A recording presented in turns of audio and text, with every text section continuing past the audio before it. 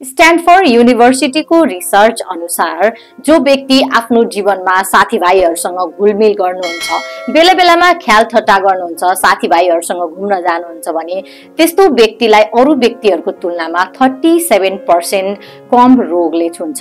37% उहाँहरू हेल्दी हुनुहुन्छ। नमस्ते, म रोशनी, मेरो युट्युब च्यानलमा हजुरहरूलाई स्वागत छ। ह्युमन साइकोलोजी, वास्तवमा ह्युमन साइकोलोजी भनेको के हो? ह्युमन साइकोलोजी भनेको युनिभर्सल ट्रुथ हो। जस्तो हरेक ह्युमनलाई उनीहरूको कुरा सुनिदियो भने उनीहरूलाई मन पर्छ। हाम्रो कुरा जब अरूले सुनिदिन्छ नि तब हामीलाई मन पर्छ। यो युनिभर्सल ट्रुथ हो, यो ह्युमन साइकोलोजी हो। हरेक ह्युमनलाई एप्रिसिएट गरेको मन पर्छ।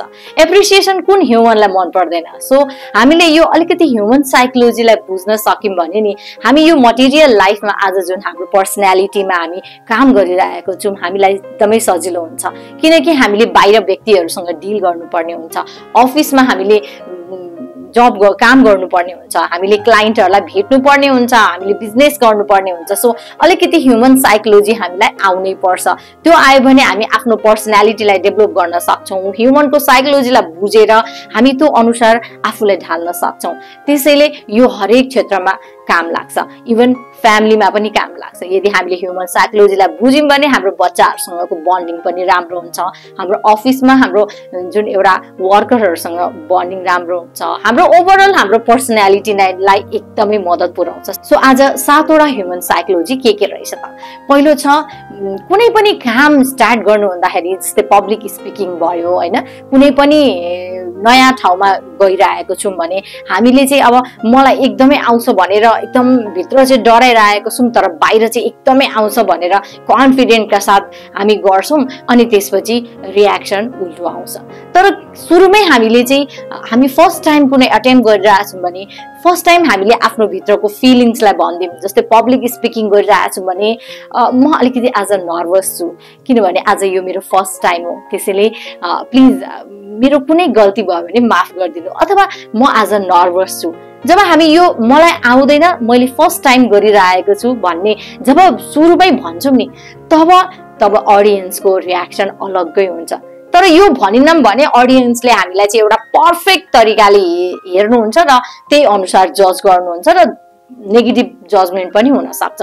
तर सुरुमा हामीले चाहिँ मलाई केही आउँदैन, यो मेरो फर्स्ट टाइम हो भनेर एउटा सुरुमै क्ल्यारिटी दिनुहुन्छ भने अडियन्सलाई त्यो मन पर्छ अनि त्यसपछि बरु अलिअलि बिग्रियो भने पनि त्यो एउटा एटेम्प्टको लागि उहाँहरूले एउटा एप्रिसिएट गर्नुहुन्छ। यो ह्युमन साइकोलोजी हो।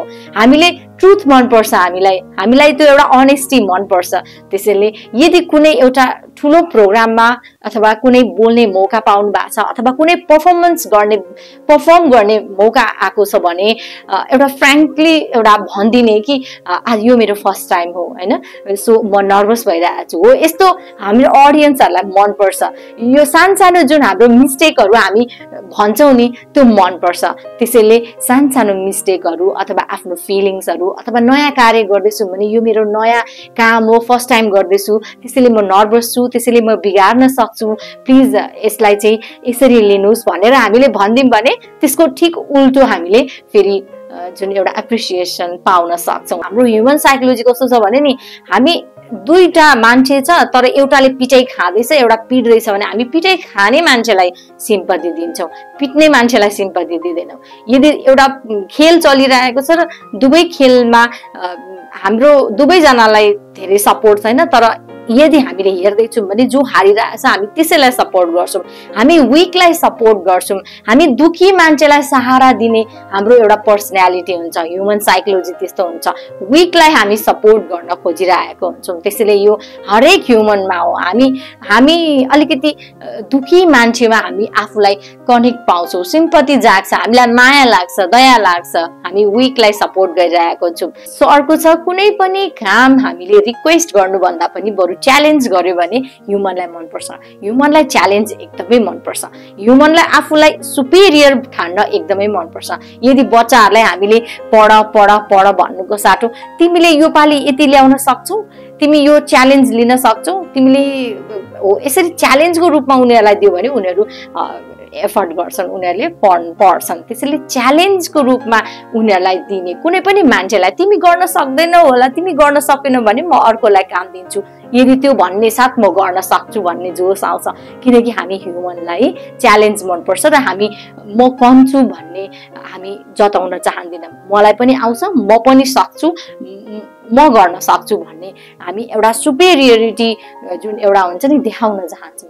अर्को छ कुनै पनि सर्कलमा यदि फ्रेन्ड बनाउनु मन छ भने अब के गर्ने, चिनेको छैन तर एउटा सानो हेल्प माग्ने, अनि त्यो सानो हेल्प मागे बापत रिटर्नमा यति ग्रेटफुल हुने कि त्यो सानो हेल्पले पनि मेरो लाइफमा एकदमै म्याटर गर्यो, एकदमै राम्रो काम गर्यो, त्यसैले म एकदमै ग्रेटफुल छु यो हेल्पको लागि भनेर उसलाई ठुलो बनाइदिने। यदि यो साइकोलोजी पनि एकदमै राम्रो छ, किनभने हामी ह्युमनलाई अरूले हामीलाई एप्रिसिएट गरेको, ग्रेटफुल भएको, मेरो कामले चाहिँ अर्कोको लाइफमा एकदमै धेरै इम्प्रुभ भएको सुन्न पाउँदा हामीलाई मनपर्छ। यो हरेक ह्युमनमा लागू हुन्छ। कुनै पनि ठाउँमा, बिजनेसमा अथवा बजारमा कुनै पनि डिल गर्नु छ भने, जस्तै एउटा सामान नै किन्न मन लाग्यो होइन, तर यदि हामी त्यो प्राइस भन्दा घटाउन चाहन्छौँ भने हामीले सिम्पल के आइडिया गर्ने भन्दाखेरि चाहिँ यो सामान त हजुरको एकदमै राम्रो छ, म किन्न पनि चाहन्छु, तर मेरो बजेटमा भ्याउँदैन, अलिकति कम भइदिएको भए म पक्कै पनि किन्थेँ होला।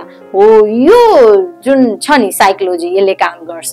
यो धेरैचोटि मैले पनि युज गरिसकेको छु, किनभने हामीले उसको प्रोडक्टलाई एकदमै राम्रो भनिदिन्छौँ नि होइन। जब हामीले आफ्नै प्रोडक्टलाई पनि कसैले राम्रो भन्यो भने हामीलाई कस्तो मनपर्छ, तब त्यो पर्सनालिटी नै मनपर्छ क्या, भन्ने मान्छे नै मनपर्छ। जब हामी कुनै सामान बार्गेनिङ गर्नु भन्दा पनि हामीले चाहिँ तपाईँको प्रोडक्ट एकदमै राम्रो छ, यदि मलाई यो म लिन्थेँ तर मेरो बजेटमा छैन, अलिकति कम भइदिएको भए म पक्कै पनि लिन्थेँ, यदि यो मात्रै भन्यौँ भने पनि हाम्रो काम बन्न सक्छ, धेरै बन्छ।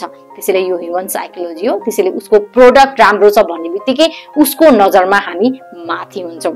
त्यसैले यो तरिका हामीले युज गर्न सक्छौँ। अर्को छ स्टुडेन्टको लागि स्टार्टिङ र एन्डिङमा राम्रो गर्ने। जस्तो एक्जाममा पनि हामीलाई टिचरहरूले पहिला पनि सिकाउनुहुन्थ्यो, स्टार्टिङमा एकदमै राम्रो प्याराग्राफ लेख्ने अनि अलिकति राम्रो लेख्ने, बिचमा सिम्पल रफ भए पनि केही फरक पर्दैन, तर एन्डिङमा फेरि राम्रो गर्ने।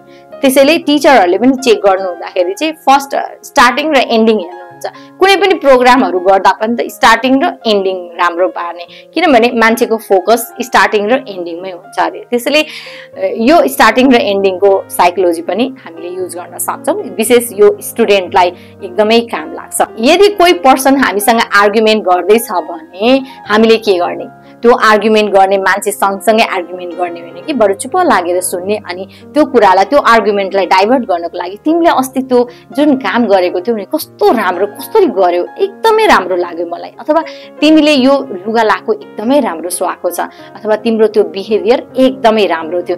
जब उसको एप्रिसिएट तुरुन्त हामी गरिदिन्छौँ नि, त्यो पर्सन आर्गुमेन्ट बिर्सिन्छ र उसलाई खुसी लाग्छ, ऊ अब उसको ध्यान डाइभर्ट हुन्छ।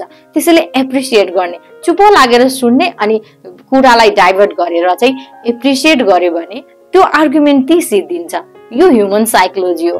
त्यसैले यो ह्युमन साइकोलोजीलाई हामीले घरमा पनि युज गर्न सक्छौँ, बाहिर वर्क फिल्डमा पनि युज गर्न सक्छौँ।